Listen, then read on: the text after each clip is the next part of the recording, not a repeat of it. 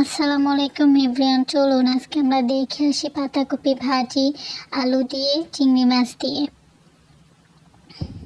এখানে আমি আমার পরিমাণ মতন পেঁয়াজ আর কাঁচামরিচ দিব, তারপর আমি এখানে একটু ভেজে নিব। তারপরে পরিমাণ মতন আমি এখানে চিংড়ি মাছ দিয়েছি আমার পরিমাণ মতো।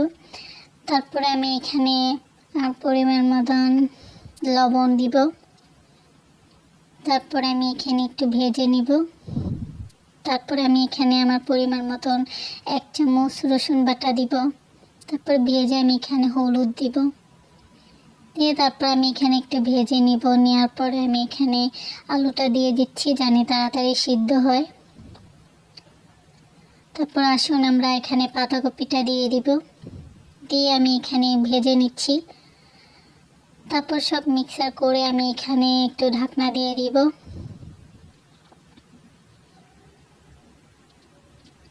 আসুন এইভাবে খুব সহজে দেখেন পাতাকপি ভাজা হয়ে গিয়েছে।